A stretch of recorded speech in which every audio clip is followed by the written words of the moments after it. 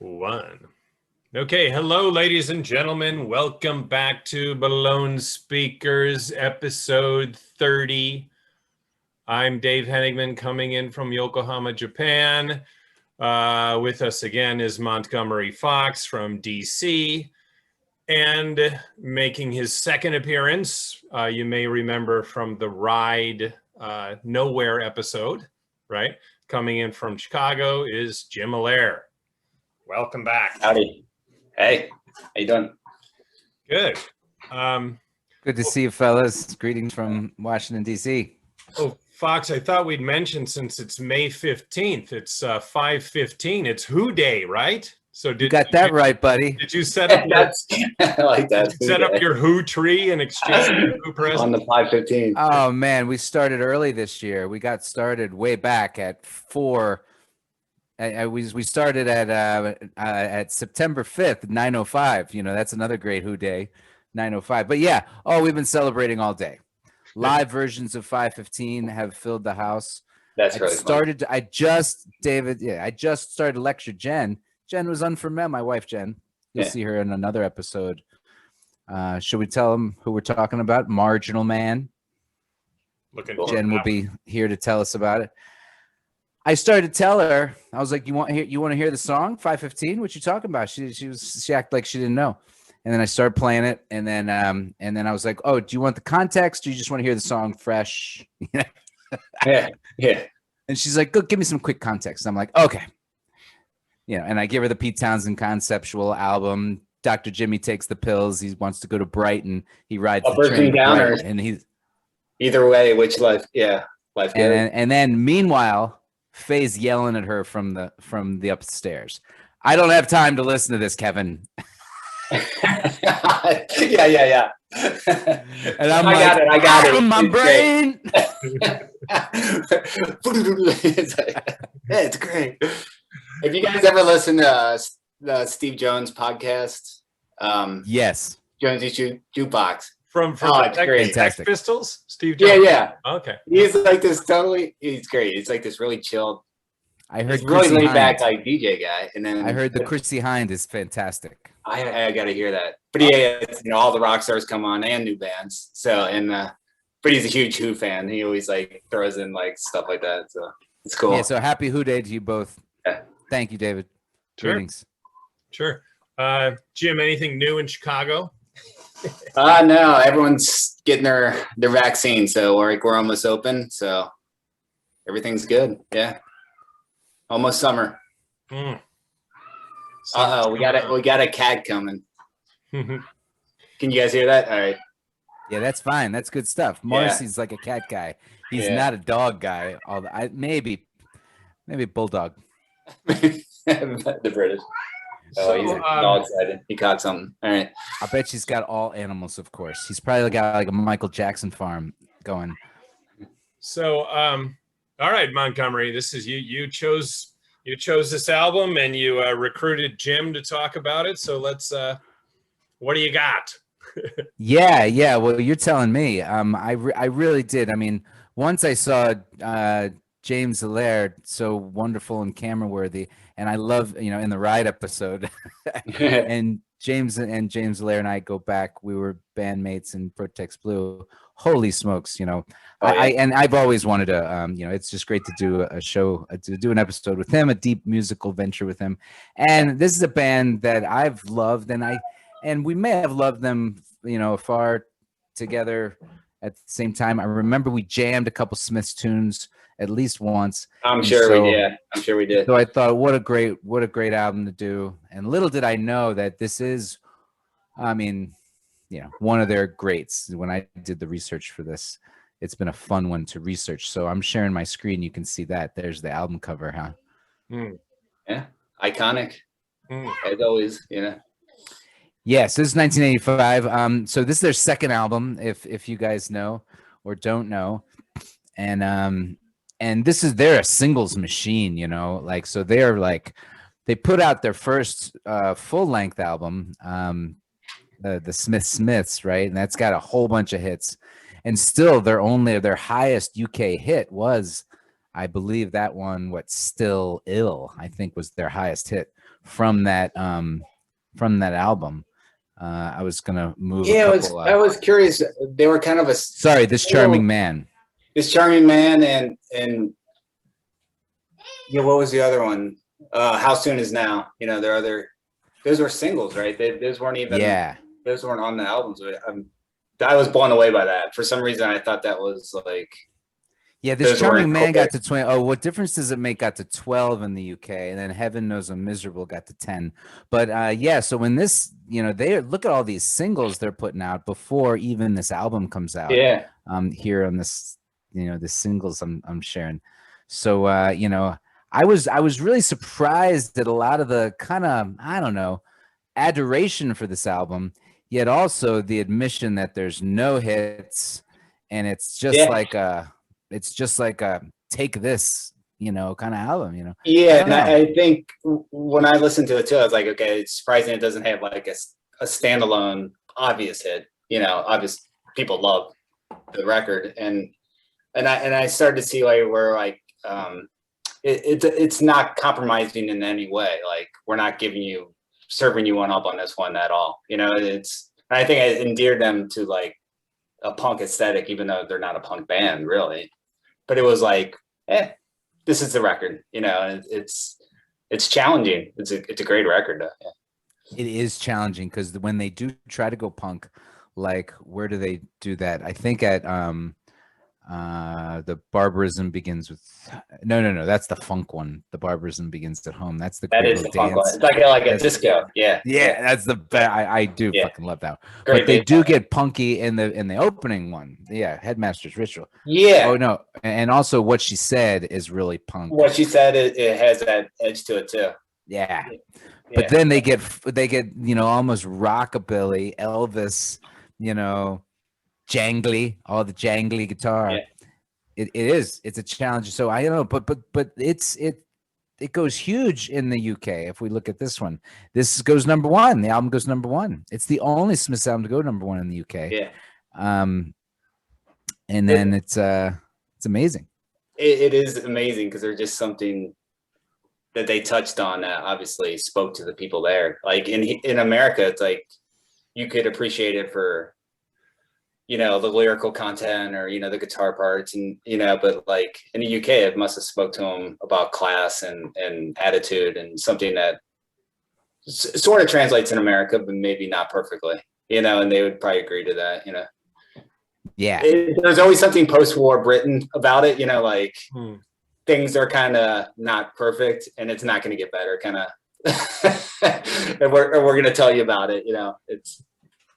Yeah, you said it. English, I would love it, yeah.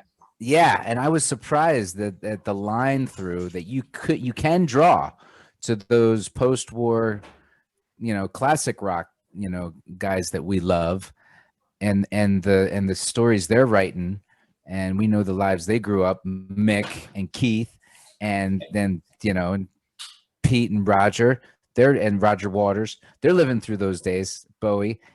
And then here comes this guy, but it's a little different. He's living a little bit different. IRA kind of Britain, and Margaret Thatcher is coming over, and there's strikes, and the coal miners are on strike, and it's a kind of a different kind of Cold War, post-war. It's more Cold War than post-World War II, right? It's just the Cold War.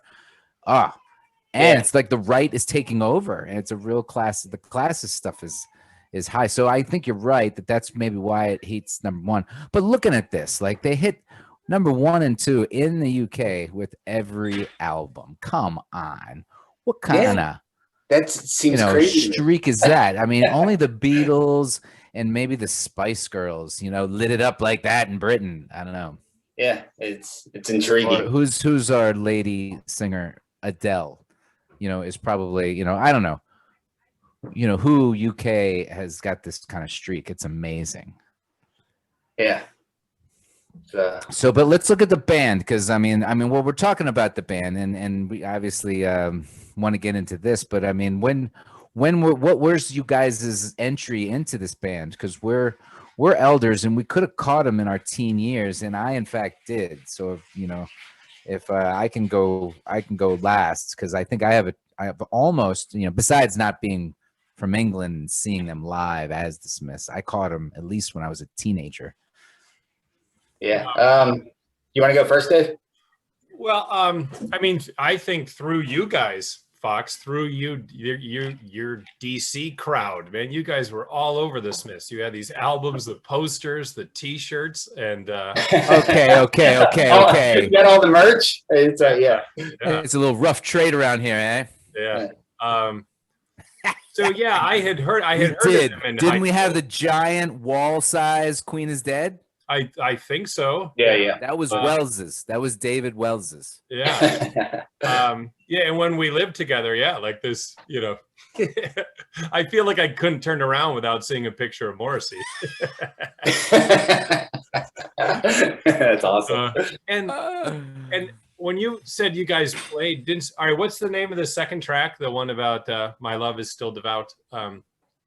Yeah, I think we jammed that one quite a bit. You Rush guys Home used Ruffians. to play that Yeah, song. we may have. I think you did. And it's like kind of, and that song is kind of like That's the Elvis I think that's the song. one that almost has like a Bo Diddley kind of rhythm to it, but like Exactly. sped up a little bit. Mm. Yeah, I could see us kind of jamming that out. Mm. So, Honey Boy, you know for a fact that was on our set lists? I think it was. Yeah, At the very early days, we were doing a lot of covers. Yeah, that's very possible. And Yeah. I think, Yeah. you know, I'm such a dumb fuck. I think that's exactly why I thought of doing this album with Jim, because we used to play that damn song. Very And I popular. think, So that was probably my introduction too. It was like probably right, Yeah. just university days. Like the first year of like hearing this stuff, and it didn't sound like anything else. You couldn't pinpoint it to another band. It doesn't sound like. You couldn't say, "Oh, this just sounds like Joy Division," or "This sounds like The Cure." Or something. You know, it just doesn't sound like anything else. So Mm. you either love it or hate it. But if you give it enough try, it always kind of sticks with you, kind of band. yeah, and I think you guys are both artists and you have mature enough ears you got to get past Morrissey. You just got to get over it, you know? Yeah. And you just got to get over it. I mean, even John Coltrane, sometimes those albums, ouch, you know, and you have to just get over it. And sometimes it's a little awkward. And I think that's Morrissey, you know. Yeah. I'm not going, I don't know. And now you realize too, some of his lyrics were like meant to be darkly funny, you know, like Yeah, I think it was I'm self-loathing, really funny. and I'll take it to a degree of self-loathing that's funny to him, you know, like, and as you're here and you're like, this guy's miserable, you're like, it's art. It's just meant to be exaggerated and goofy, and he was probably having a laugh at it too, you know. Well, just that line I just mentioned, I think is pretty funny. I'm gonna walk home alone, but my faith and love is still devout. I mean, like that's he's taking the piss there, don't you think? Saying that. All right, let's talk about that one. That one's good. Well, he could be like mopey, like he's saying. Do you think he still believes in love, or do you think he's mocking it? I think he's never far removed from it, right? He's always longing for something. Yeah. That keeps you. Yeah. You know, I think he's embracing being kind of a drama queen in that line or something. Yes. Yeah. Yes. Well, you know. Yeah, and that's where you could say like, he's like, that's where he's having a laugh at it too. Like, yeah, I'll be back to fight another day. I'll be back to love again another day. Yeah. One of the wankers in this podcast I listen to, and they're all British.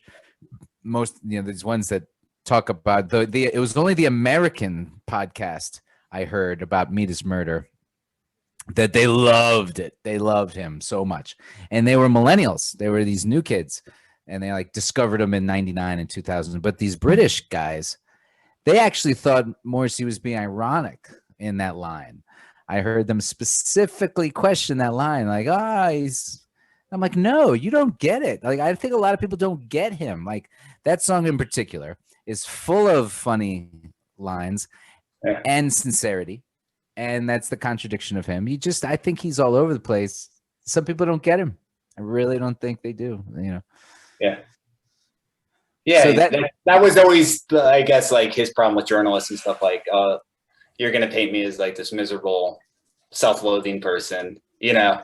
And he's like, that's kind of lazy. It's like, it's there's a bit more to it than that, you know? It's like, that's too easy. But you know, as a teen hearing it, you might just be like, oh, this guy's, you know, he's so negative sometimes, but it's funny. It becomes funny. I mean, Yeah, and maybe. Sorry, go ahead, Dave. Well, just another line. I mean, when he mentions the stalwart lover, that's pretty funny too, right? Oh, that's a great line. Yeah, there's a lot of humor in it, I think. A double bed and a stalwart lover for sure. Yeah, who wouldn't want that? I mean, but actually, that's not what he wants. You know, I don't think. You know, because he's seemed to be a non-relationship kind of guy. That was always the other thing. You know, he's like celibate, you know, openly gay and sort of anti-drugs, or, you know, vaguely, you know. So that was kind of like the trifecta they usually painted him in. But and then you find out later on the band was like heavy into drugs and alcohol. That was right. Kind of interesting. Not Morrissey himself, but the rest of them that became a problem later on. But the rest of the guys, Jim. Actually, Andy Rourke, the bass player. Andy Rourke, he's the party man. I think the situation got bad enough where they just said that was enough. Heroin addict, I think, and then I agree. Yeah, I think the rest of them were partying pretty good too. Oh yeah. Watch the clip. We got some clips coming soon, kids, and Johnny Marr is having a good time. Like you could tell, he's living it up. He looks loose, you know, and I mean he seems really tight guy. So I'm sure he's having a good time too. Anyway, but definitely not Morrissey. As far as the sexuality, I mean, and of course we go all day about Morrissey, and we're not. But you know, about his sexuality, I never caught the gay stuff. Of course, he hints, but the celibacy I recall being a big deal. And then, I mean, definitely presents gay. I mean, God, all the gorgeous men that are in this band he surrounds himself with. It's just like, what? Anyway, it doesn't really matter to me. It never did, because he always sings love songs. It only matters in the sense women. It was against the paradigm of what a rock band was. Yeah, you know, like stereotypically, it would have been like, oh, it's the straight partying guy with long hair, and that's sort of the rock singer paradigm. And he was like, sort of not any of that thing, you know. But but people, he was so confident. I think people were just like, oh, we like him anyway, you know, like we don't. Yeah. So he kind of just overcame that pretty, you know.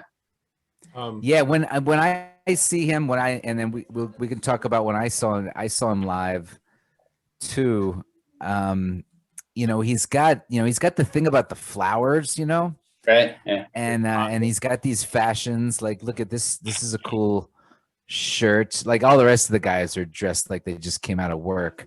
They had to give Mike Joyce is the great drummer. I mean, he's fantastic. So we can talk about the other boys.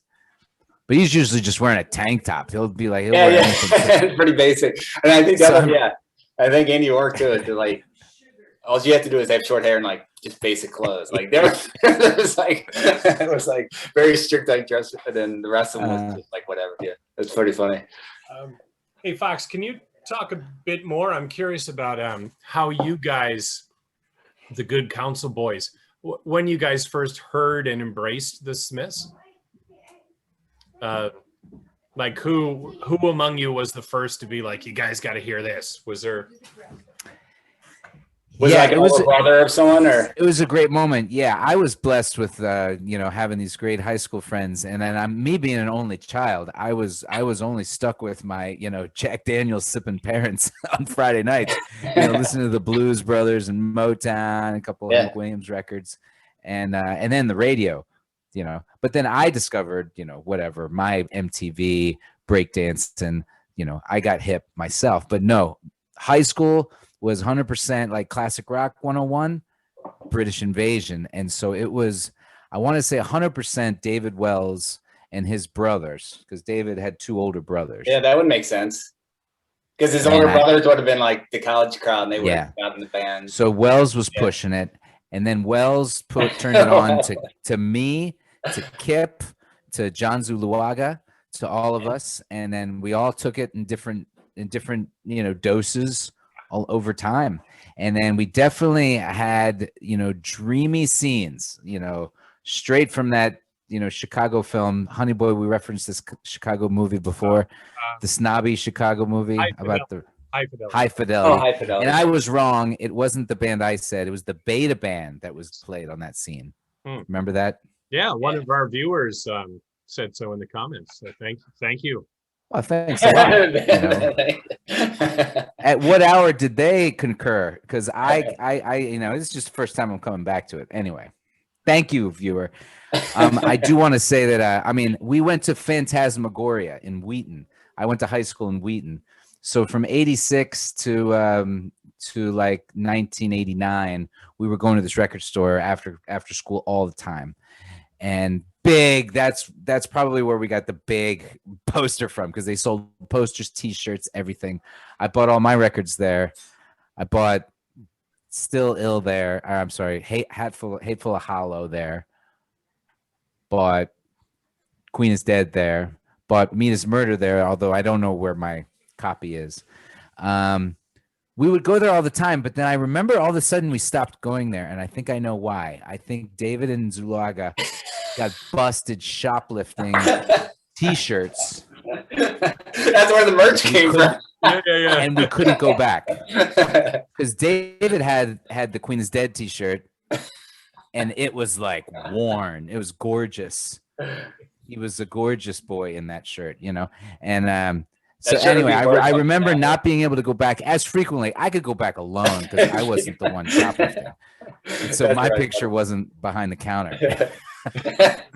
That's so great. But that had to be how it was. And I was deep Brian Wilson style into my bedroom. And so I was like, oh my God, putting records on, listening to records. Listen the whole way through, yeah. And it was Pete Townsend a lot of times was the first guy that hit me. And then I was ripe. This Morrissey just and it was this album, totally loved it. And I didn't realize how much I loved it until, oh my God, I still understand it as I'm growing up. And isn't it weird? Like when you listen back to it now, like how you understand the music part of it or any part of it, like completely. So I didn't realize. Yeah, it's fascinating. Stick that it would have stuck so much, Yeah. And so that was it. And so I wondered what happened to me between high school and through college, because I saw him in 91. So when we came to Dayton, we played that song. That's what it was, because Coogan loved him too, and he could do that cool bass line that Andy Rourke do. It's a pedestrian enough walk for Coogan to handle. He could. He's not a listener. He's not a listener. Sorry. It's a great bass line. I'm surprised they didn't release that song as a single. That to me sounds like a single, but it wasn't. Yeah. Well, you know what? Even though they're not all like that's weird. Like even though they're not all standalone hit songs, there's always a great melody or part in all those songs. That's what makes them so intriguing, I think. Like even this difficult album is like chock full of cool ideas. And yeah, you're right. There's like rockabilly in it and somewhere, great lyrics and awesome. Yeah, and again, second record, they're just on their way to the top. And for such a band, for such a short life together, now what's beautiful about these guys is they do go on having marquee careers, mostly Morrissey and Johnny Marr themselves. Andy Rourke has some trouble, but he's continued on. And Mike Joyce, of course, if we want to talk some more about him, I mean, isn't he in the end the hero of this band? Is he the one that fought them in court? Yeah. He stuck it out, like. Yeah, man. Because when it comes down to it, this is a raw deal, man. It is a raw deal. Talk about a rough trade. No. So like when they first signed on, and that's like Morrissey and Marr were just so cocky, but like they signed the contract themselves. He wrote all the songs.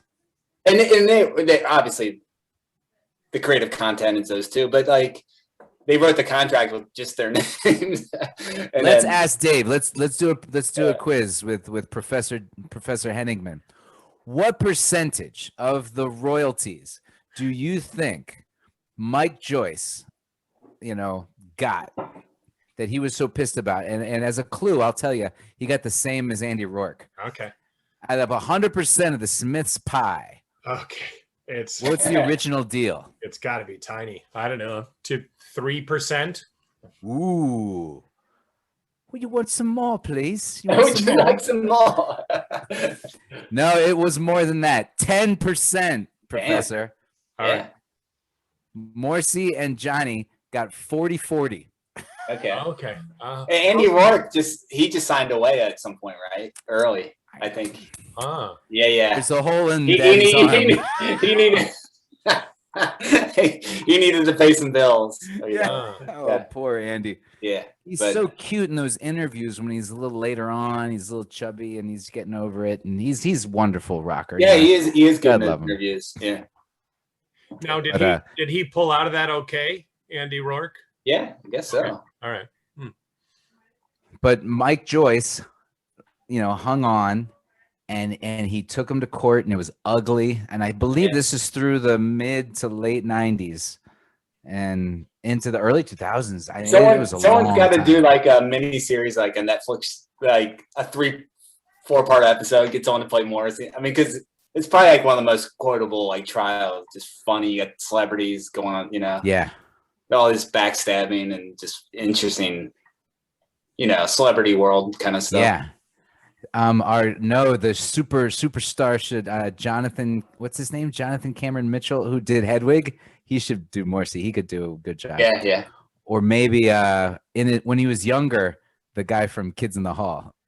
I just love that. Anyone from Kids in the Hall. They should just play the whole band. All those Kids in the Hall. Just make a total. That would be great. Of the whole thing. That would be fun. I think they're. Oh my God. Anyway. We're getting off topic, but I saw some great Kids in the Hall skits recently. Okay, what an amazing. So way to go, Mike Joyce. He stuck it out and got paid. Let me just tell you, he ended up getting paid. Okay, worked out. And I mean, I agree. Did Andy also get paid in the? No. Like I said, he signed away pretty eearly. He didn't fight it all the way out. He's like, yeah. He had bills to pay, I think. Yeah, tough stuff. Well, again, these are the 4 albums that in the canon. But to be honest, my other entries were like Louder Than Bombs. That album blew my head off. That was the collection of singles they released later. And then Strange Ways comes out. So I'm a deep fan by the time Strange Ways comes out. And then I'm like, what? This is it? That's it. Yeah. It's weird because I never listened to them consecutively. Because they're really amazing singles were already out in '84. I mean, Charming Man is like almost like a pinnacle moment of a pop song, and that was already one of their first songs. It's pretty amazing. So they were fully formed, I would say, almost right out of the gate, Yeah. Now I love the way they evolve, though. They do get out of that. They're in this kind of this like, I don't know, this breaking out of this suburban box.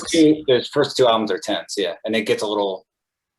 Queen is Dead, maybe a little more space. Exactly. Yeah. The space, they open up. Johnny Marr's. Yeah, that's such a good album. Opens up because this. I mean, that's the thing. They're a surprising band with only 4 albums, but then these singles are nuts, and they don't even appear on the albums. They do appear on these compilations. So. Again, the best one is that might have been a rough trade thing. Like we're just going to promote the singles, and that might have been the business model at the time, and it seemed to work, I guess. Yeah, they caught the wave, man. Exactly. Rough Trade caught the wave. I read a little bit more about them, and they were great. They caught the wave big with UK bands and also a lot of international acts. I read an interview where Johnny Marr interviewed the founder. Oh, that's pretty cool. That was a fun interview. And they were, signing everybody, French, Spanish, Jamaican acts, British acts. Now you kind of want to go back and check out the stuff they had because they obviously had great ears, So yeah. And then they really had to bankrupt. They went nuts because they just bit off. And then they lost all their money. Yeah. Yeah. By the end, late 90s, late 80s, early 90s. So I love this. And I mean, we were living through the Smiths in high school. And I mean, just to shout it out, in 1989, when Strange Ways comes out, I think let me go back. Is it 89? They got 87 on it. 87 it comes out. Oh, okay. Yeah, well, so we were loving it in 87. Yeah, and so then Bart is dating a girl in 88. My buddy Bart in high school, and they break up. And this is Kim Martinez. And this was the first year we're at all boys school, living like some sort of Smiths kind of boy, dream, oh, I lost you guys. And there you go. And Bart breaks up with the girl and writes out the lyrics to "I Want to Wish You an Unhappy Birthday" and gives it to her. And we thought that was so ridiculous. It's a bit much. Even for Morrissey be like, that's even a bit. Yeah.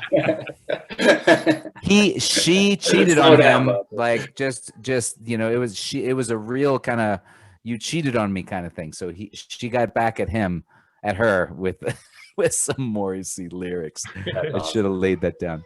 So remarkable. It's interesting to look how their album sales in America are climbing up here, though. I mean, of course, nothing like the UK, but look at these significant jumps every time, right? 150 to 110 to 70 to 55. Yeah, it's a good point. Like they were still climbing to a bigger market. Yeah, there's no reason they couldn't have done another 3 to 5 years and still been creative, Yeah. But maybe like there's certain energy only, it's one of those weird things. Maybe it should only last like 5 years or something. No, but bands like The Cure, right? Didn't they put out 5-6 albums before they actually broke really big? Same with in America. Yeah. True. Um, REM too. And Yeah. the 52s. I think like they had like 4, 5, 6 albums and then finally broke big. Before they did like a national tour or anything. Yeah. Sure. Yeah, that makes sense actually for probably that time, And Rough Trade was a small label, and whatever kind of distribution they were doing, they may have grabbed a U.S. arm, but they were small. And it's funny how then, and I think Morrissey prided himself on that label. They were a real grassroots kind of label, and so they jived with his politics. But then, by Strange Ways, what is he doing? He writes this song, that album? He writes this song like just smearing the industry. Reissue, repackage, evaluate the songs. Oh, that's awesome. I'm like, no, you can't do that because I thought you like your label. Like, what are you talking about? But anyway, I think that was when he was looking to get out of contracts and go solo and stuff like that. Yeah, that seemed to be like the nail in the coffin, right? Because I think, around that time, Johnny Marr was sort of playing with other people, but he was also trying to get someone to do their American business stuff and maybe sign to something outside of Rough Trade or get another manager. And I think that for whatever reason pissed Morrissey off and they just fought about it. And that was the end, Yeah, good. Yeah, before we celebrate this moment in time again with a few live clips, maybe let's talk about that. Yeah, I had always heard one of them, there was like a leak to the press. The one heard a journalist say, I forget who heard it first. And then the other one was like, really? He said that? Yeah. I guess it's true then. I'm gonna do a preemptive thing, and then it was just disbanded by that point. But obviously, it must have been coming together. The band is growing. They got multiple guitarists on stage. They're touring with other guys. Because if we look back at the list here of bandmates, look at these other members: Steven, Dale, Craig, and Ivor. Oh my God, it's a lot of additional bandmates. Craig Gannon's probably one of the hanger-ons the most. He switched to guitar, right? And then the first two guys, I think they were just like to get through the first demos, I think. And Morrissey's first solo gigs were with Andy Rourke and Mike Joyce. Oh, really? Oh, yeah? Yeah. So basically, we just needed to find they don't leave Morrissey until like 1990, I think. They play with him in 88 and 89. And when I saw him in 91, it was a whole bunch of guys, whole bunch of different guys. Yeah, by that point, he probably had like a big band of like, Yeah. It was still 4 guys. Like you'd said, he really maintains. Look at his keyboardist. He's got a keyboard guy. Oh, he still had a kind of stripped down thing. He's still totally stripped down. Yeah, that's kind of cool. Yeah. Did he have the flowers though? Yeah. All right. And I forget if I mentioned this point with that. Yeah, I think I was making this point. This British Cold War thing. Like Mick loved the flowers, and you do see Mick dancing around with his kind of. Now he's got the hippie thing. Like you're not allowed to be much of a hippie in the mid 80s anymore. Yeah. He's pushing it through a different kind of sexuality. It's different. It's cool. It works. It's weird because it doesn't reference. Yeah, there's like little hints at it, like like the flowers or something like that, or like Johnny would be playing a Rick, like which is a very, like the Byrds would play a Rickenbacker guitar or something. It looks very hippie-ish, but it was almost like it was such a abrupt sort of switch from it that you don't reference it. It didn't seem like, oh, they're just copying this. It never seemed like that, which is, they were unique. That's, I think, so appealing to people. Yeah. Now, do you guys think, the fact that after Johnny Marr left and now it's just called Morrissey, and so Andy Rourke and Mike Joyce, to me, it almost shows how manipulative Morrissey must have been. How did they agree to that? Well, I guess we have to wait for his book. So we can to the contract? Yeah. Well, it just, to me, it seems like such a step down to that. Okay, like why if Marr left? Yeah. I don't know. Yeah, why wouldn't they want to be like, have a new band name at least, or at least continue with the Smiths? I think it's kind of funny that they're still doing the same thing they've been doing all along, but now it's just called Morrissey almost. It's called Morrissey. Yeah. Well, they probably had to figure out something to do. They needed some transition years. And even that 10% that they were pulling in was, more than they were getting before working at the it was probably still a great Bobby's gig or whatever. Yeah. It's like, all right, we still maybe they like the material too, it's probably the early Morrissey is probably pretty good, right? I love most all of his solo stuff. No, I can't say that. I don't even know all of his solo stuff. I definitely most love his early solo stuff. That's when I saw him. Viva Hate, Last of the International Playboys. Yeah. That's an amazing song. And those are fun albums. And then even the recent albums, when I saw him in 2012, what is it? Irish Heart, English Blood, something like that. Because that's him. How biographical is this guy? He just wears it all. I think, Jim, you said that. Yeah. That he's so disclosive. He's born Irish, Catholic, so everything he writes about is his own kind of, but also like Pete Townsend wrote, they oftentimes write to a crowd of people. And I think he's constantly writing to a circle of fans, of people that he sees as an audience also. Yeah, but it's weird. They create a world, like the Smiths did.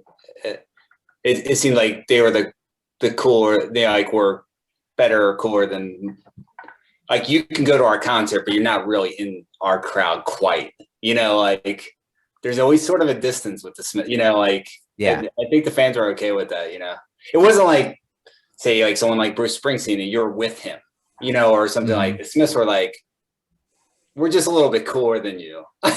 It's true. We'll allow you to show up and witness it, in person, but yeah, I think you're right. We live in a sphere that you might not even know or understand, But they feel close.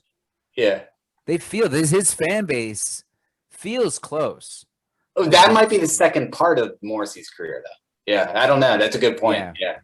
Here they're getting to know him. I don't know. Okay, so we're gonna start with a clip. Are you guys ready for this? Yeah. Cue it up. Okay. So Jim, you mentioned this. I think this is one of the more punk rock songs on the album, because I mean they're coming out of the the 70s, and so they're seeing the British version of punk coming through out of there. And I mean there's a little bit in their sound. So this is What She Said. So amazing. Notice here they're fun live. They mix it up when they're live. They're so tight when they're live. They put this band together again. The boys know each other when they're 14, right? That's crazy. And it was Morrissey and Johnny Marr knew each other the most. And then they get these other two guys that are really quality musicians. So holy smokes.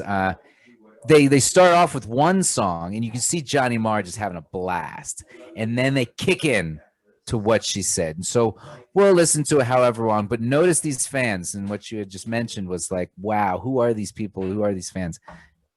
These fans, this is a great live show. So they're touring Meet His Murder here. This is live in Nottingham. All right, let's see it live from Nottingham. I'll bet you the sheriff is at the show. I fucking can't. Oh shit, what's going on?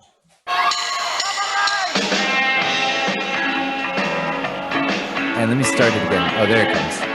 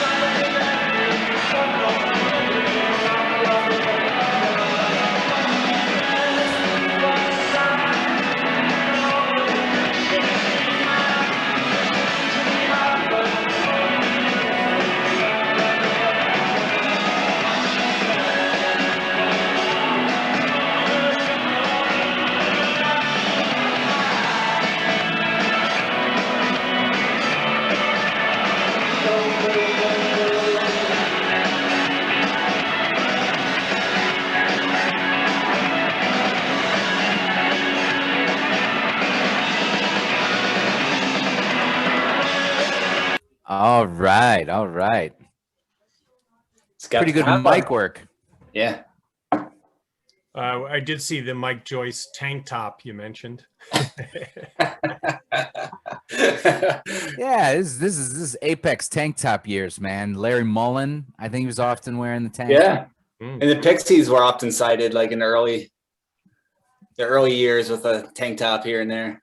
It's like mid 80s, Yeah. Hilarious. Yeah, so that's a fun, that's some great live. I mean, the sound isn't that great, but I loved, because every other live thing I see, oh my God, it's very Morrissey-centric. So it was great to see Johnny Marr doing it. And this little hustle that he does is great, Yeah. He's really getting into it. And that's a fun little blues riff. Yeah, the little intro is great. It just shows like kind of his musicality. Like he can just throw in really clever things that just kind of works for the Smiths and just kind of pull it off. It's cool. Yeah. And that's another song. And so they like tease the crowd, I think.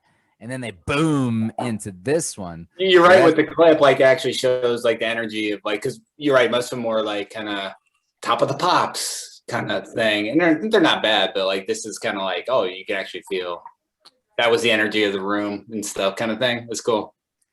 Yeah, those kids in the front are going nuts. Yeah. They definitely are. And I think they're playing ballrooms and halls. Yeah, it looks like it. Yeah, like a theater size stuff, Yeah. Not like huge arenas. It's cool. And I wanted to show that there's a theatrical, joyful style that Jim, you might recognize our co-host, David Hoenigman shares. There it is. There it is. Morrissey. when Morrissey gets going, he loves to point his finger. Like, you know, did you see that? And that's a classic Honey Boy move, don't you think? The classic point. Oh, the I'm talking classic to you. point. You know, no, you know, Hear it's what just, I'm saying. yeah, you hear what I'm saying. Look at me. And Dave's like, yeah, I can see that. Yeah. I'll take that as a compliment. Yeah. And again, with this song, this is so humorous and fun. And I think it's one of the songs that he's writing to his crowd. Like, I don't know if the Smiths, you know, I mean, again, this isn't their first band. They've been in bands. So I think Morrissey's seeing who goes to shows, who's out there, you know. But this song is like What She Said. He's talking about this girl who has a what kind of horrible, like, sad life. Yeah. And then just walking through her world like an Emily Dickinson kind of tragic hero. It's very much Yeah. referencing some sort of literary world, like, you know who my favorite, yeah, exactly. My favorite Smiths fan, fictional Smiths fan is, if I was to write a fanzine, what do they make up? What do the kids do today? They write fan fiction. yeah. It is a fan fiction. Kids fan. What's her name? Margot Tenenbaum. Isn't she a Smiths fan? Should be. Yeah. Oh, is it Margot or what's her name? Gwen. What's her name? Gwyneth Paltrow. Character. Is it? Gwyneth. Is she Margot? She's the one that right? I forget her name. She's married, but she sleeps around. Is it Bill Murray's her husband? No, she's the kid. She's one of the daughters Okay. who smokes, and she wears the eyeliner. She's like a classic Smiths kind of kid. Okay. Goth. Like a Wednesday This song- Addams type. This song reminds me of her. You know, Okay. the greatest fucking line. I smoke because I'm hoping for an early death. Yeah. That's And I awesome. need to cling to something. Yeah, you cannot get any more melodramatic than that. I mean, that's like the epitome. Oh, Like, this is all I got. Is the last hope is like the slow suicide of the smoke. Yeah, that's great. It's genius. oh my god. And this, I mean, this is like the Emily Dickinson kind of thing. I mean, and then it starts off with What She Said. How come someone didn't notice that I'm dead? Oh my God, suddenly they buried me. Okay. But God knows I'm ready. Yeah, it's melodrama. Yeah, it's great. Yeah, it's great. Everything's It's an so fun. exaggeration. Yeah, and It's I an think he was having exaggeration. fun with that too. You know. Yeah, But of course, people feel this way. That's the beauty. but of at the same time, yeah, it still you know. taps into something primal. Yeah. And do you think he felt he had to out goth like the Cure or somebody? I mean, like if you really want to be known, The as Goth Olympics. yeah. I mean, Yeah, if they're this extreme, like, yeah, or Yes. or Joy Division, right? I mean, like maybe he felt he had to. go a step further. Yeah, Hmm. the Doom. Yeah, Well, they used to never had a like a pepper scale hot index like they do now with habanero peppers. And so maybe, The Honey Boy, Goth you've index. invented the Goth index. And I think, you know, we're at, you know, this is Pretty high. This is prime Goth. This is great. Early Goth, 86. Come on. Goth's been around since the Middle Ages, right? good point. Yeah, it wasn't invented. I don't know. Yeah, I don't know who invented Goth, you know. But he doesn't look that, you know, in his appearance, he doesn't look like that. no, and then they would do things I Oh, think that no. were like working class, like we're just going to dress like street clothes. So they would do the things that were opposite of what you would expect. And I think that became part of their aesthetic too. You know, like, Yeah. we're not going to have frilly. I mean, sometimes they'd have like kind of a frilly shirt or something, but it was mostly pretty strict clothes and instruments and instrumentation and stripped down. You know, Yeah, But- exactly. Like Yeah. you said, the anti-synthesizer. yeah. But then they'll be totally dramatic in the lyrics, or you know, something else, Mhm. right? So the spectrum of goth is also the spectrum of emo, where when you're not going to find a synthesizer on here, like you're not going to find like frumpy outfits and stuffy, stuffy tennis shoes like the Smiths, like Robert, like you're not painting their faces white. Yeah, they were a little more like. But they got that emo. They'll tell you how they feel. They were definitely emo, yeah. Yeah, they had that. But without that other drama, we do love like the visual thing that he does. I mean, they don't do, like I think other bands did more. They were a little subtle and classy with their stuff, just like the cover. Of course. Yeah, the cover art was very interesting because like you can't get away from it. Like and the still shots. Yeah, they would take stills from movies or history and then just like repeat it. The font would be very basic, and that seemed very modern. It was very against like the rock establishment, or so it was like a new thing. They may not have been the first to do it, but yeah. That album cover, what the original photo, what it originally says on that guy's helmet is "Make War Not Love." Oh, is it? No, was it? Yeah. Do you have that picture? Yeah. I never knew that. Yeah. I don't eat my friends. The cover. Yeah, that's. Yeah, make war, not love. Wow. So they've just commandeered that. That's pretty great. Yeah, absolutely. And probably an appropriate commandeering, And so while you're commandeering that, why not, And here, I mean, and it's great to see here too. Oh, sorry, go ahead. Well, I was just going to say, fuck that guy anyways for having that on his helmet. So, yeah, let's just repurpose his mask, Yeah. And if anything, isn't war also a murder on human flesh, which is meat? I mean, and he's just trying to bring it home. That's for sure. Yeah. War is also murder. But yeah, he took it. And I mean, but he loves, Morrissey, as we're talking about image and stuff, of course, he himself is an image. He archetypes him from Elvis Presley 100%.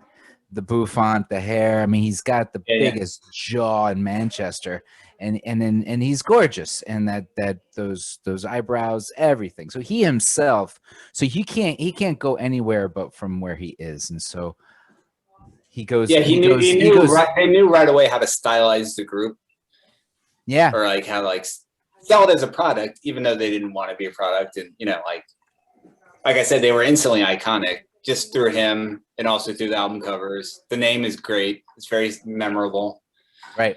And it was also the name was another working class thing. I want to, speak for the people that are not, spoken about, like the Ordinaries, the Smiths, and like, and of course, but they're grandiose and like above, always the contradiction, Yeah, because you always got to keep up with the Joneses too. You know, so even though they're the Smiths, they are the Smiths. Yeah. We're just a little bit better than that. Oh, no doubt. No doubt. And you know what I remember? Go ahead, honey boy. Well, that's what the name means, that we're just. Yeah, I think he just wanted to pick a surname that was like so ordinary. He's like, I'm going to speak for the ordinary people that don't have a voice, sort of thing. That's when he plays up like I'm from Irish immigrant kind of thing, But yeah. Yeah, and that's exactly where I got him, and that's where I understood him. And I didn't pay attention to any other bullshit. I got through the and I heard the dude, just the dude talk, it's great. Some really great stuff there. I remember that I got a joy because I'm in the United States. They put How Soon Is Now on the album in the United States. Yeah, I saw that in the album tracks. Like that would be an American thing to do. Like, and that's why I knew it, and I was like, oh my god. Yeah. It's an amazing song too. I'd say it really is. Yeah. So we got some. We got the other live clip to talk about, but this is a really fun. This is Rolling Stone You can see it up there. Well, this thing's in the way, but this is Rolling Stone from May 86 when this came out. May 85, I guess, when this came out. So, and I mean, Rolling Stone is America's figuring out who this guy is, still kind of, and it's generally a good review. I think if we look back again, this does #1 in the UK, but it gets something in the States, but not until I think Queen is Dead is the highest. Yeah. But here he talks about this. I just highlighted some hot tracks. I mean, Morrissey speaks out against protection of the innocent, railing against human cruelty in all its guises. That's hot stuff, because guess what? Do you remember he gets pissed on for some like sexual pedophilia stuff later on. He's got some, which he did. James Brady of Trusty says, he gets pigeoned with some sketchy lyrics and stuff. Yeah, I think a few times they tried either. Yeah, I forget what song it was now. Yeah, which is ironic here because I think no, I never bought that. I never bought that shit. You know, there's people smearing. Remember, and look at the second thing I have highlighted here. This was the Rolling Stone writer who questioned that lyric we were talking about earlier. Look at, he says, despite, who's talking? Tim Holmes. Yeah. Okay, Tim. Despite feeling trapped in an unfeeling world, Morrissey can still declare my faith and love is still devout with a sincerity so deadpan as to be completely believable. That's interesting take. Oh yeah, he does seem to always toe that line of like, he's kind of being ludicrous, you know, over dramatic, but also I kind of mean it. I'm also a romantic at heart. Yeah, I love that. I love great. that. Yeah. Yeah. So he kind of gets it. Yeah, I meant. Yeah. If it was one or the other, I don't think they'd be appealing at all. You'd be like, it's annoying because he's so dramatic, or it's you know, it's like, you know, he bridges that gap. This is a real fun one, and this is again 1986. Like we're really starting to see 85. 85, the very right wing that he is criticizing. Like he's very much criticizing some sort of, you know, the governmental role of royalty and the subjugation of any freedoms, you know, and bullies. And the writer says Morrissey's uptight romanticism wears the black mantle of a new inquisition.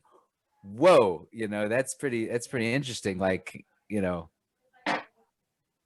I don't know where he's coming from there. You know, just going. Yeah, that's a hard sentence to digest, but yeah. Yeah, just talking. Yeah, I mean, and in the context, it's, you know, he's just where Morrissey goes, talking about simple pleasures with some existential suffering. I mean, because Morrissey's all about the death and the life, always. Yeah. It's great. It's one of his great themes, but it's a really fun review. That's generally positive. I think they generally get him, but then he does talk, because that was a US review. Yeah. In May of 85, they do go deep into How Soon Is Now. Look at how much time they give to How Soon Is Now. Like a whole paragraph. Oh, just for How Soon Is Now. It's such a remarkable song. It's almost like a ground zero for a kind of music that you never heard before. How Soon Is Now is like, there is nothing like it or after. It's so great, you know? Yeah. But it stands on its own. Maybe it doesn't belong on an album quite, you know? And that's why they didn't put it. Yeah, you're right. Yeah. They didn't put it on the album initially. And that was so frustrating about them. They're just dropping all these singles and like, oh shit, I got to go buy a single. And yeah. It was a weird marketing strategy. Like, oh, then I have to go do it is kind of weird. That's old school. That's it's the 50s, like in the 40s, jukeboxes. This is really the end of an era. I mean, no one's dropping singles after in the 90s. You know, in the late 80s, though, like Stone Roses did that too, right? Right. What's that? Their song that's the most famous one in America. The most famous Stone Roses. I Want to Be Adored, maybe. Yeah. No. Yeah. It's, I'm blanking on it. My wife loves it. Because it was the Stone Roses and the Cult that that Jim, you introduced us to, I think. Stone Roses, I knew a lot. Like we were thinking about like British bands that came after. None of them were very political after the Smiths, right? Because like you went right to Stone Roses, and then it kind of became a Brit pop movement. Was more about commercial, because you had Blur and Oasis and stuff. But by that point, like all the politics were just like no one cared about the politics at that point. But Pulp though, Pulp. Pulp, yeah, classic type stuff, right? Yeah, they had a lot of the class stuff built into it, obviously. Yeah, you're right about that. But then that guy was kind of old school. Like by the time Pulp hit it big, I think Jarvis Cocker, he wasn't a young guy, wasn't he? Like 36 or something like. Yeah, and he reminds me a tiny bit of, just a little bit of like the Morrissey, like I'm a common folk, but I dress and act nothing like it's like you want your cake and eat it too. It's like it's almost kind of funny at some point, But yeah, that's why I think they really do write in certain voices, these artists. And I like how Morrissey actually sings in the voice of. I think that's why it's also very appealing to Americans. Like you hear someone with an Irish British accent speak or sing in their voice. It seems authentic to us. It sounds cool. It must have been in the UK too. Like it's something you can't fake, Yeah. And it seems appealing, I thought that was kind of cool. Yeah, as soon as you hear Morrissey, it's like that sounds like no one else I've ever heard sing or do anything, Right. You recognize it's English, it's the same thing, but yeah, and I'm never gonna stand up for his for some of his political views, but he's unabashedly himself, and he's allowed to be. And he grows up listening to so much pop music. And I think that's where he comes from. That's why he can't stop with the vibratos and the he hitting the falsettos and the. Yeah. Is that where you got that from? I was always curious. Like, I think we talked about the girl groups and stuff like that. Like, well, I think it's top of the when you're down with pop music in general, and you're listening to everything from Bing Crosby to Frank Sinatra to then Elvis Presley. Del Shannon, all these crooners who just let it go. Okay, yeah, now it makes sense. Yeah, and those guys, who are you kidding? And why do you get to do this? And then Morrissey's listening to this, like, I can do. Why not do that? Why not? There's like 2 bars left in the song. I'm gonna just do a vocalization. He does it all. It's very interesting. Yeah. Fox, I remember either you or Wells telling me back in the day that one of Morrissey's favorite bands was that 10cc band. You know that 70s band? 10cc. That must have been Wells. I don't know, but I know about 10cc. You know what? Royal. And it's weird because I ran across a clip of 10cc and they were talking about the making of their only hit. It was like it's like a love ballad. Mm. I recommend it to anyone just like to watch the making of that song because it was before digital music. I don't know how they created the song, but it's worth looking Thank you. Up. Yeah. I will check it out. No, that's news to me, man. Yeah. Huh. But I don't know if Morrissey was a fan or not. Not sure. All right. And I want to show this other clip if you guys want, and then we got one other interesting thing. But on the house news, as soon as now, there's so much. When we talk about the low tech, this is when the tech. They're maturing at this age, like they're playing with pedals, like Johnny Marr. Yeah. They're no like more this garage band. They're not a garage band anymore.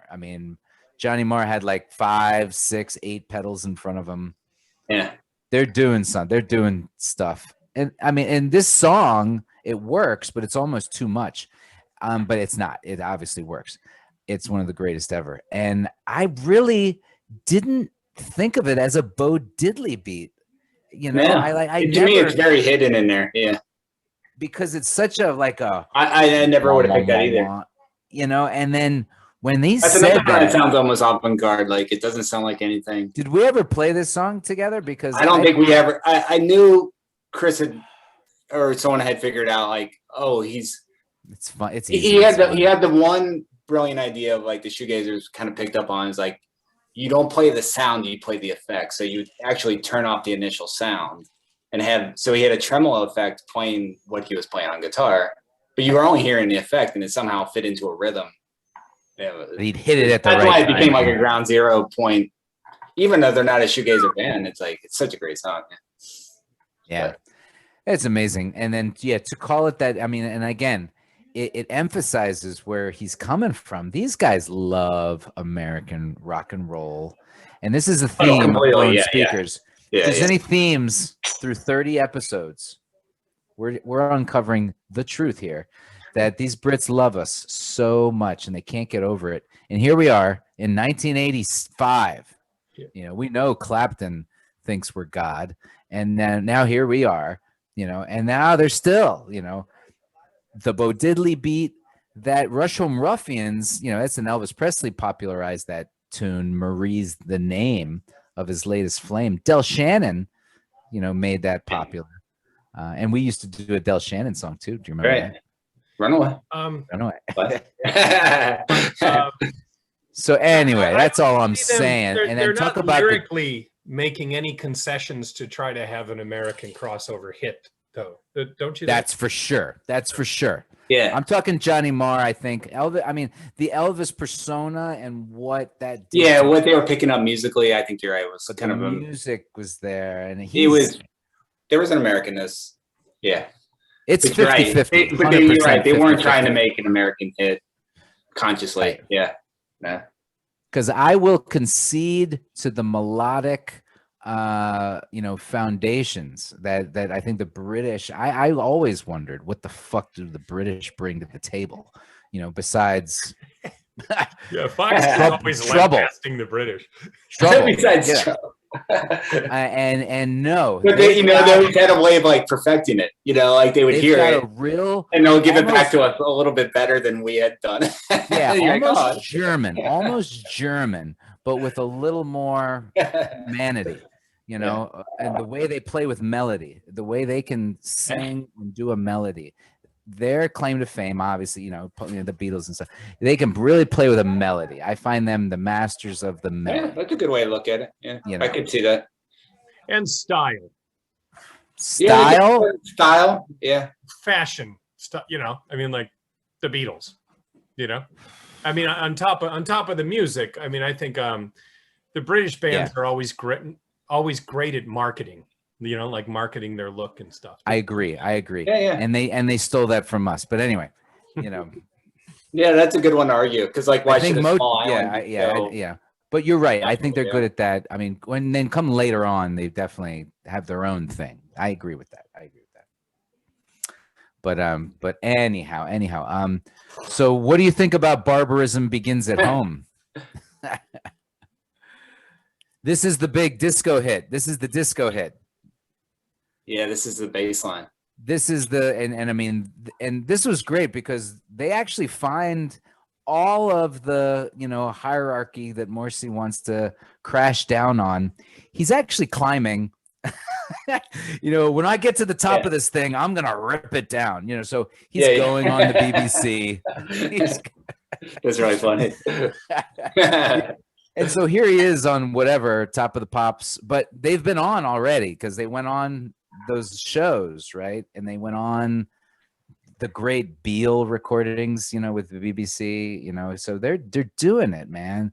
And this clip is great because the camera's everywhere. And again, most all live Smiths clips, it's 100% Morrissey. So God, it's too much. So these clips are great because I think we're seeing the band. So this is on the BBC, and it's like, you know, they got a roving camera person. So this features Andy Rourke. Way to go, Andy. You sell out. You debt-ridden sellout. No, we love you. This is one of the greatest bass lines of the 80s. I would put it up there. Top 10 bass lines of the 80s. Are we ready to go? You want to hear it? Go for it. Bam.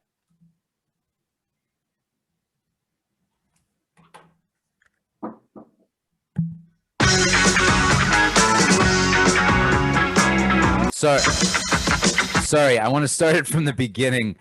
Morrissey starts off on the ground, and there's some great theatrics. So here it comes.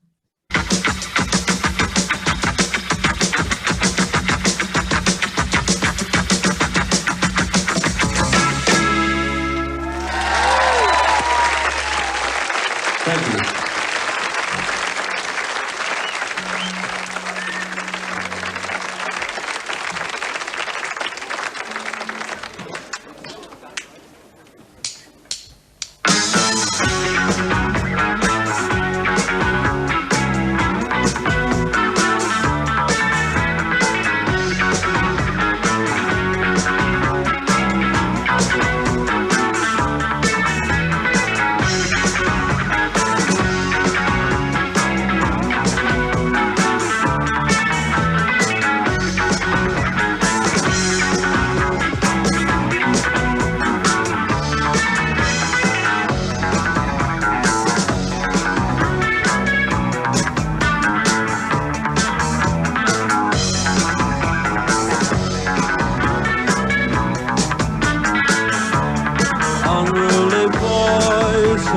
Grow up must be taken in hand. Unruly girls who will not settle down, they must be taken in hand. A crack on the head is what you get for not asking. The crowd is funny. And a crack on the head is what you get for asking.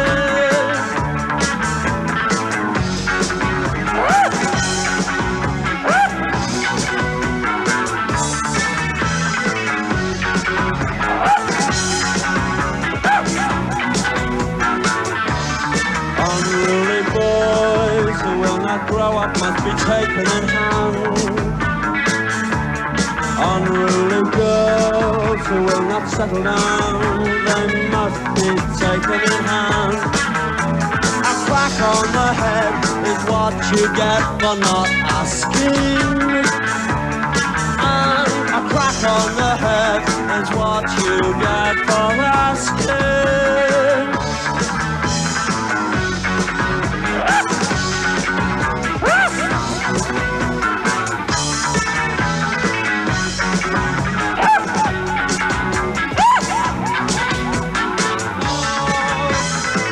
On the head is what you get for not asking. And a crack on the head is what you get for asking. A crack on the head is just what you get. Why? Because of what you are. And a crack on the head is just what you get. Why? Because of who you are. A crack on the head because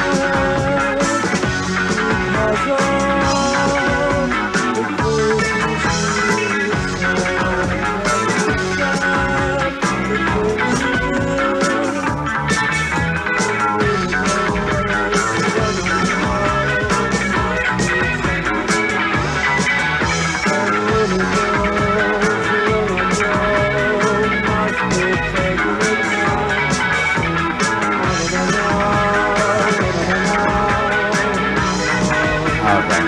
Stop it there. I mean, the band goes on. They have a breakdown. It's great, but yeah, the band sounds amazing. Like, I mean, it just sounds like a perfect dance, like, track from that time. You know?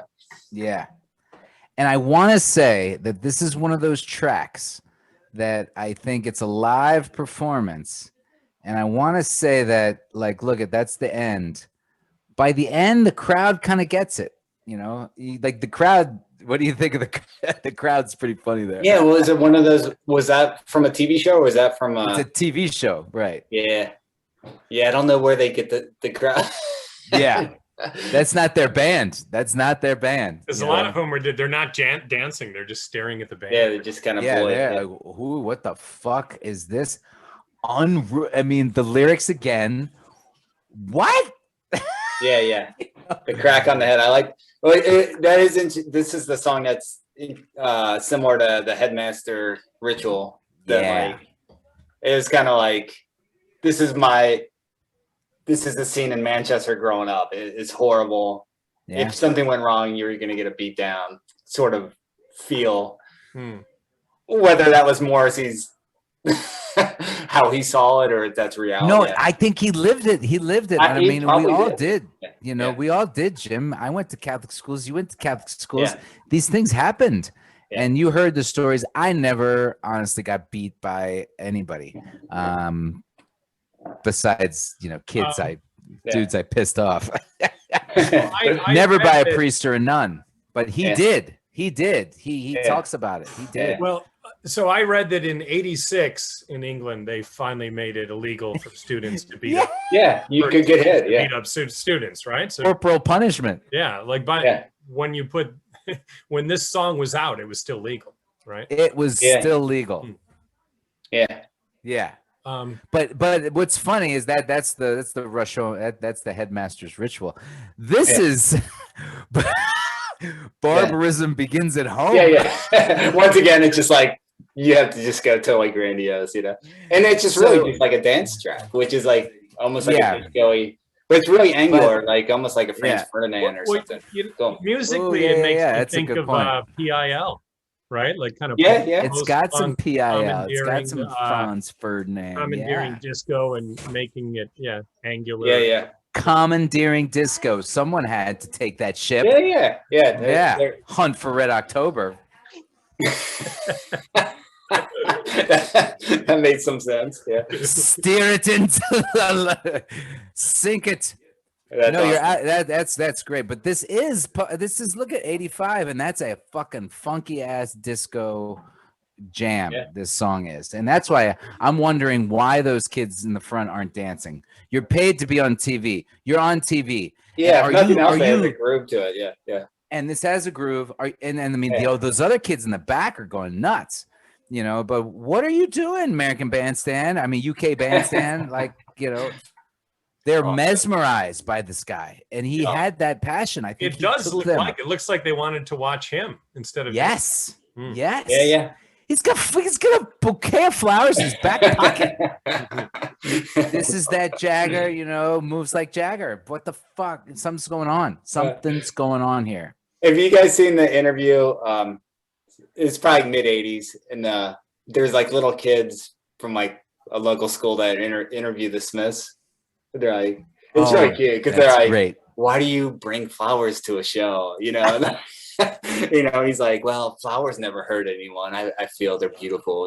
It's funny. Oh, It's just that's funny. The great. kids are like so innocent, just asking them questions and stuff.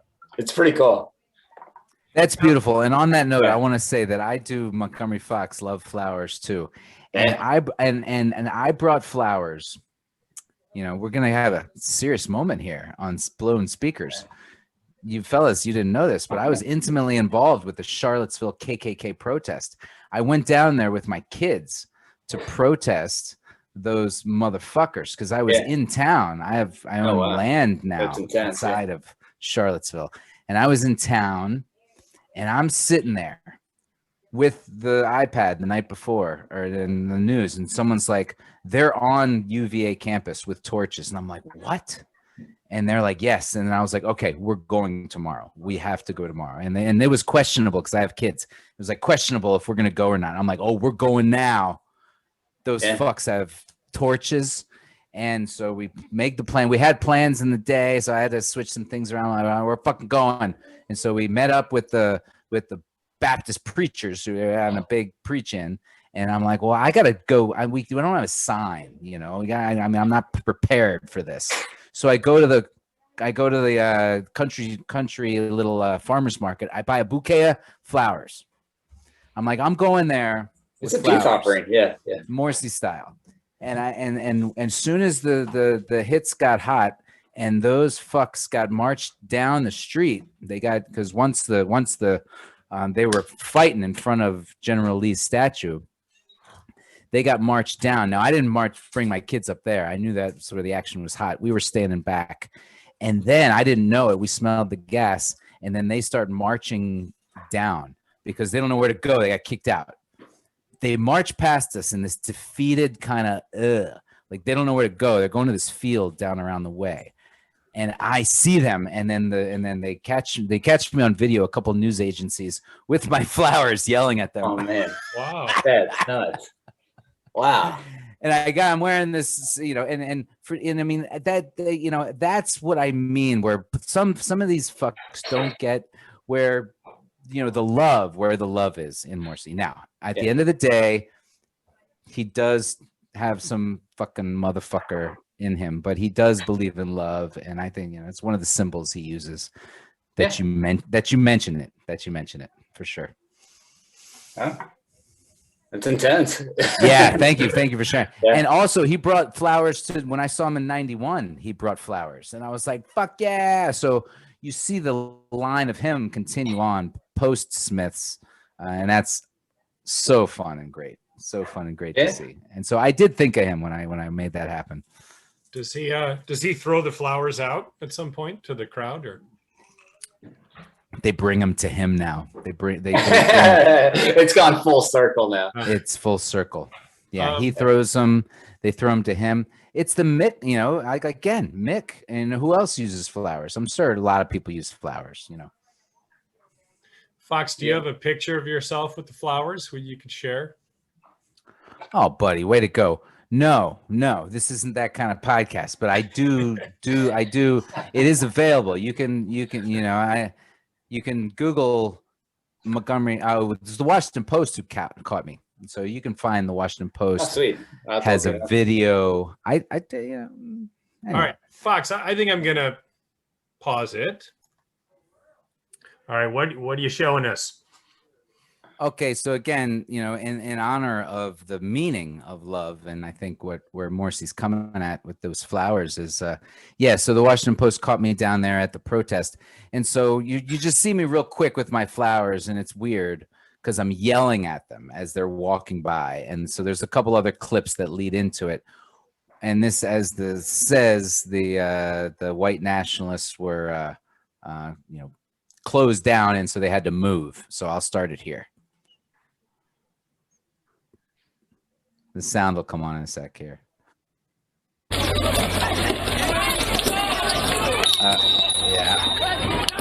You're not born to hate! None of us are born to hate! I'm out here because this is my town and I don't want to like being intimidated in it. I mean, I've seen, buses flying anti-abortion stuff and, all sorts of racist stuff. It's just disgusting. Losers! Weak! So weak! A disgrace! Yeah, so again, that was hours before. Good job. Bravo. Oh, thanks. And once I smelled pretty intense. Yeah. Once I smelled the kids are smelling the tear gas and like, this is getting crazy. Let's get out of here. Yeah. And you just know your spidey sense is there, and then you just know that's what something bad's gonna go down. Yeah. So Fox, you said losers, so weak, you're a disgrace. That's what you said?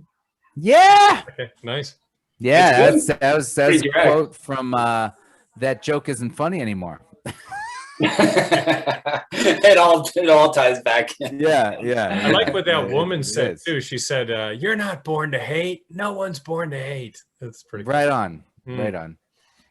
Yeah, and barbarism does begin at home, and I mean that's the idea. You're That's taught the that, whole yeah. Idea. You're taught that.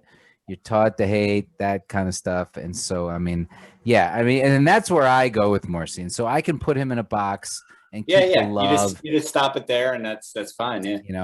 And ignore that other stuff. But we are here as a high literary vehicle. So, Honey Boy, we have not shied away from The Simpsons before, have we? No. Yeah, and now I'm curious. I want to see it. I haven't seen this. Yeah. To wind this down, and also I think we're probably going to go out with the track "Meat Is Murder" because we haven't talked about the whole the vegetarianism idea, but maybe we'll finish with that track also. But Cool. So, oh my God. So we're recording this, as Honey Boy said, on 5/15, Happy Who Day in 2001. Morrissey, what are you doing? Why are you still relevant? Here we are, The Simpsons. Sorry for this half research for blown speakers, season 30 something. I think we're in season 38, 9, 7. Are you guys keeping track? Well, That sounds it about started right. was started when our senior year of high school. So it started in 90, I think. About 90. The Yeah. actual seasons. So yeah, 31. We're in the 30s. That's why I mean. I'm so proud of my daughter. I've talked a lot about my son today because he is a tragic, dramatic character who's running late tonight. He's about an hour late past curfew. Jim, what do you do to your kids? Oh no! Does barbarism begin at home at the Allaire house? Yeah. That's what I want to know. No, we just bring flowers. It's all good. Oh, fucking flowers. That's how we solve our problem. Well, Fox, it reminded me of that Banksy. You know that Banksy image where it looks like a guy, instead of throwing a Molotov cocktail, he's throwing a bouquet of flowers. Honey boy, you are onto something. There's a line through. I mean, I don't know. Banksy got hot in London. He did some of his art all over the place, but didn't he do a lot of it in London? And that one in particular, or all of it? I don't know. A lot of it. And I was using him in the classroom at the time. I forget that might have impacted me even more than Morrissey. I think I used that still in the classroom when I was teaching about it's universal though. Yeah. Cold War politics. Beautiful. Yeah. Wow. Okay, kids, everyone's got to know. Yeah. All right, Jim, did you watch our Grand Funk episode when we talked about Homer? Oh no, I gotta see the Grand Funk. Yeah. Oh my God. Okay, so I don't even have time for this. This is now a fucking theme, of course. Okay. So not only so we're about to see what we're about to see. This is a clip. Okay, this is so funny in so many ways, guys. Okay, get ready for this. All right. We're watching Entertainment Tonight. Okay, so that's ridiculous. Not only in 2021. This is Entertainment Tonight. Do you see my screen? No. Oh, you can't see my screen? No, you got to collapse. We're still looking at the Washington. Yeah, it's still Washington Oh Post. shit! Sorry. All right, let me stop. All right. All right. So we're almost done here, kids. Because I mean, what a great album! You got to listen to this album. But we're finishing off with the fun fodder of the reality. The Smiths are still relevant. I mean, I'm as surprised as you are. I really am. Right? Why on earth? I mean, the great Smiths. The great Simpsons. Seem to get a hold of everything. They parody everything. And I'd like to say that they referenced them before this. But sure enough, here we go. In April, this was just the other day, in April of 2021, Lisa has an imaginary friend. This episode is brilliant, all right? South Park is really awesome, but the Simpsons still have it. So Lisa gets Spotify, and she's like, oh my God, they're going to make a playlist for me? You don't know me, Lisa Simpson. Lisa's like, so Lisa starts clicking away. She's like, no, I don't like this. I don't like this. I don't like this. And she's clicking away at Spotify, right? To make the playlist for her.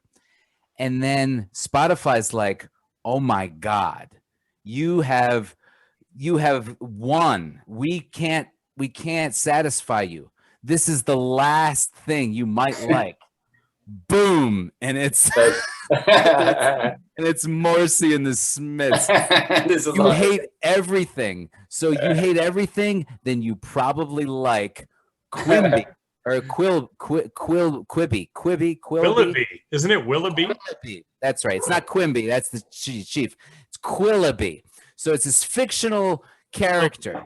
And Lisa loves music. She's so excited, and so here it comes. It's so funny. Buddy.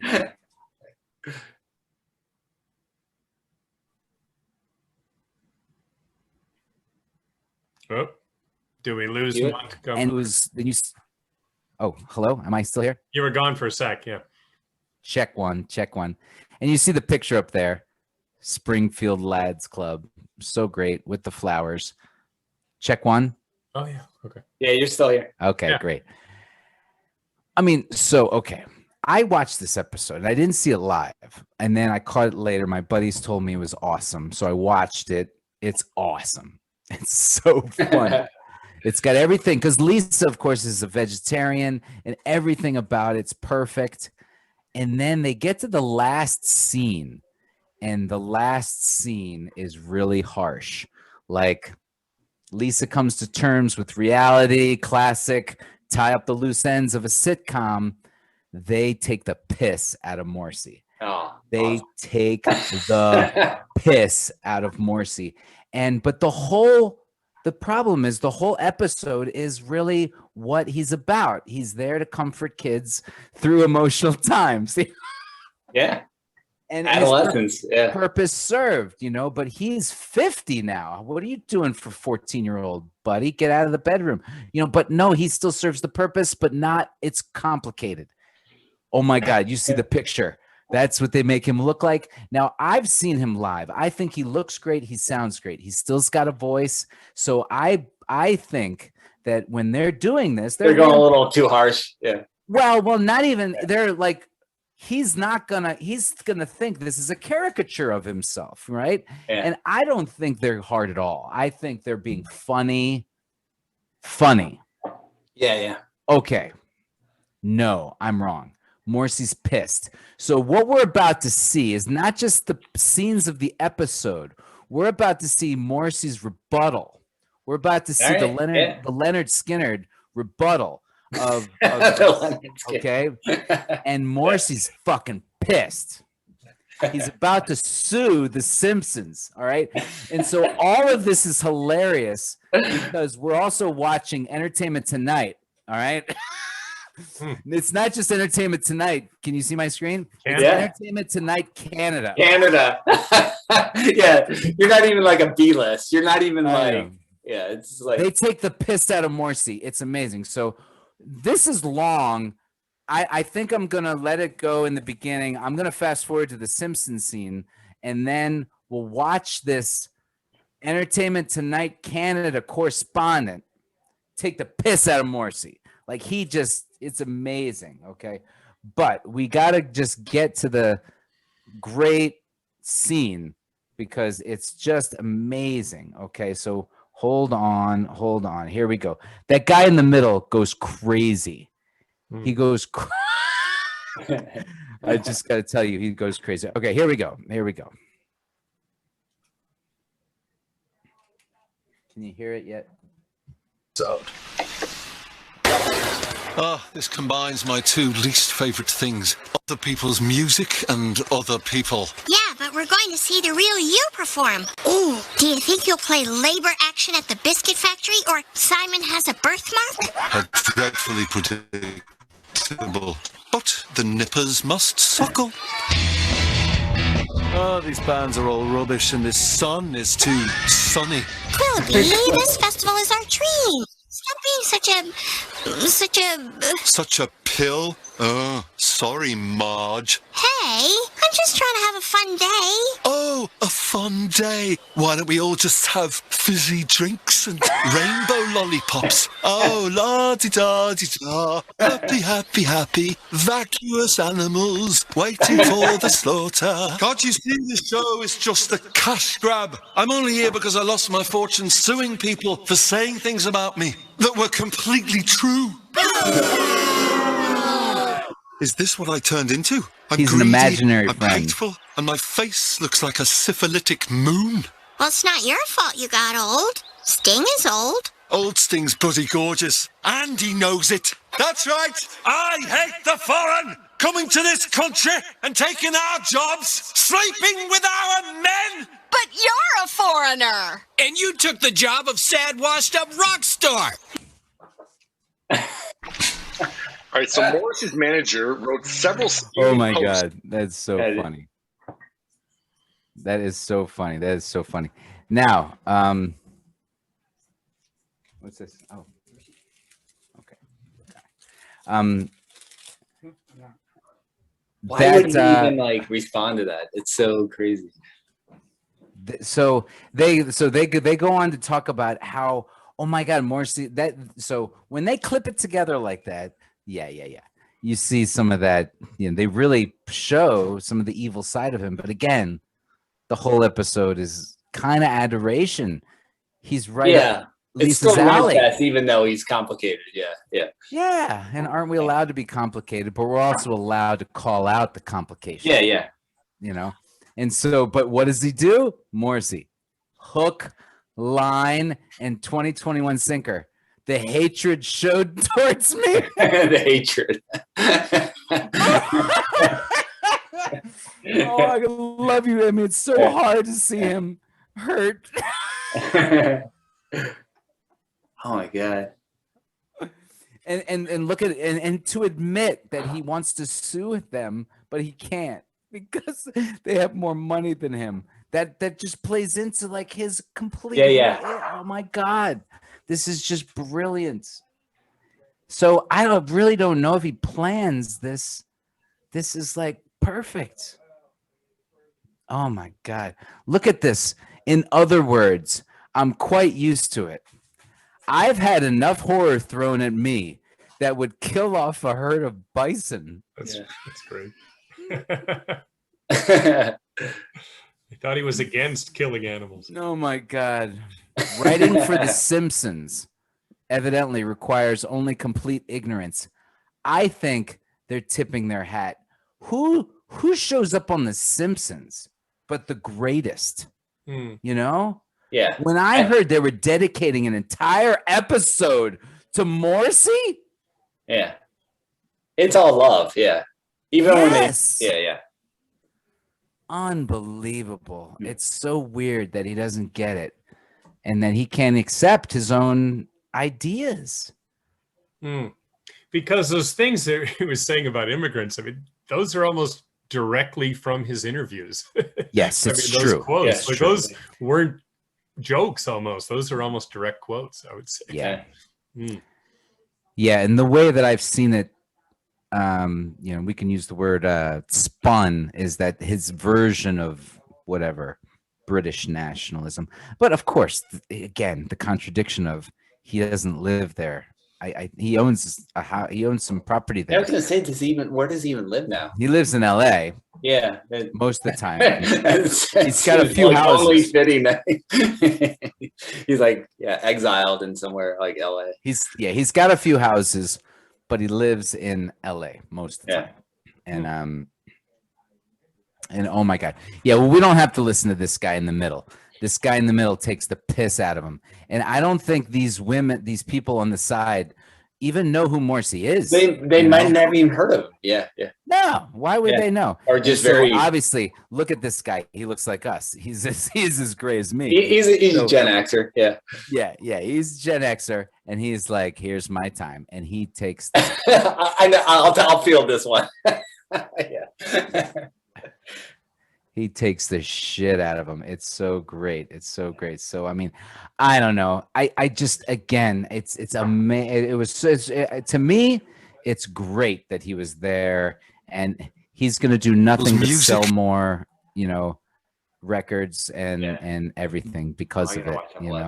That's funny. It's the best. It's just the best. Oh my god. See, there's a somewhat recent footage of him. He rips his shirt off at the end of shows, and he looks just totally flabby, and he kind of like he's. I mean, he's. What you mean flabby? He's like all that. He's like male. He's like all chest. You know how you can get hairy chest. Yeah. And you don't know where the chest and then where the waistline meets the rest. You know what I mean? Yeah. Because you're right. I don't see where his gut. He fails to have a gut. He's got his chin. He's all chest. He's like I a don't caricature. see the belt line. It's bullshit. That's the. Well, he lives the facade. He sings to air. I guess I'm saying it's not the actions of a like easily offendable person. I mean, like if he's he does. He goes shirtless. It's amazing. Yeah. So I see him in '91. He's hot as shit. And he's going crazy. And he's leaning on the the feedback mics. What do you call those? The little monitors. And he puts his. Oh my god, he was just the boss. And then when I saw him in 2012, that's the next time I saw him. What is that? 22 years later. Oh my god. He's a specimen, and he's as bare as I am, Nate, in the nude. Turn the lights out, honey. But nobody cares. They're rushing the stage, throwing themselves at him. His sexuality is real as Elvis was in '78. And he was at it, and it didn't matter. He was sucking it up. It was stupid. It was there. The fans are sucking. I'd He's love gonna to hear keep your doing it. cousin's like take on all. Like, yeah. Someone who had to see that every night. He's like, oh man. Oh, and your cousin's in the They're band. like in Tulsa or something. Like, oh shit, we got. Honey boy, you told us this several times off camera. Tell us again. We have a live David Hoenigman's cousins in Morrissey's band. You know, Yeah, where's he was. I know it was during that time during the. So it was the Irish blood, in the English mid heart. 2000s, early mid 2000s. So yeah, I know you could see him in that video for that song, the title track for that album.